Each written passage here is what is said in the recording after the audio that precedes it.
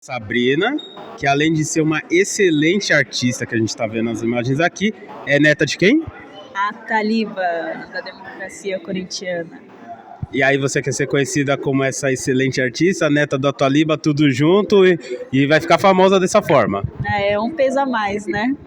E saber que tem essa raiz do meu avô e que eu posso contribuir com o trabalho dele para o time, não de uma forma no esporte, por exemplo, mas através da arte, é algo bem legal, bem bacana. Vamos lá, então como que surgiu essa ideia dos desenhos, como que você se tornou essa desenhista? Acredito que seu avô tenha muito parte para você vir desenhar Corinthians, né? Com certeza.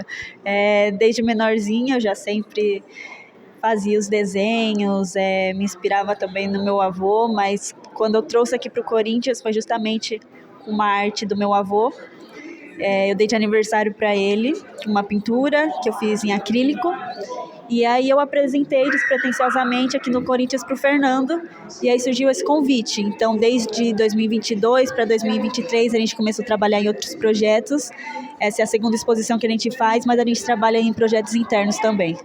E desculpa a pergunta, qual é a sua idade? Eu tenho 19, eu vou fazer 20 dia 12 agora. E assim, nessa idade podemos dizer que as pessoas não se interessam muito pela história e ainda mais do Corinthians, enfim, mas seja um clube com uma história riquíssima, geralmente os jovens querem ver só as coisas que são rápidas e são do momento. Como é que veio essa sua paixão pela história e de desenhar também? Como você falou, acho que atualmente é tudo muito rápido. Então, o que a maioria das pessoas da minha idade produzem é, sei lá, alguma coisa pro Instagram, pega um jogador atual que não tem problema algum, mas eu acredito que a história, ela pode nos ensinar muita coisa, tanto para a gente fornecer conteúdos atuais também, tanto para a gente conhecer não só o nosso time, mas a história de todos que fizeram parte para a gente torcer por ele. Explica bastante coisa. Então conta pra gente como que é um passo a passo para fazer essas obras de arte, né? O Fernando deve te ajudar, deve ter alguma pesquisa, como que funciona? O Fernando, ele a princípio mostra pra gente o que ele tem interesse em ter feito, então nunca é só uma pauta. Ele não chega e fala, Sabrina, desenha aqui o Neco, desenha o Del Débio. Não tem esse assunto. Ele vem, a gente tem uma conversa, o Fernando, ele é fundamental nessa parte da história, então ele não só deixa algo aleatório, ele apresenta, ele ensina quem é o Neco, ele ensina qual a importância dele, porque eu tenho 19 anos, eu não acompanhei o Neco e nem muita gente depois dele.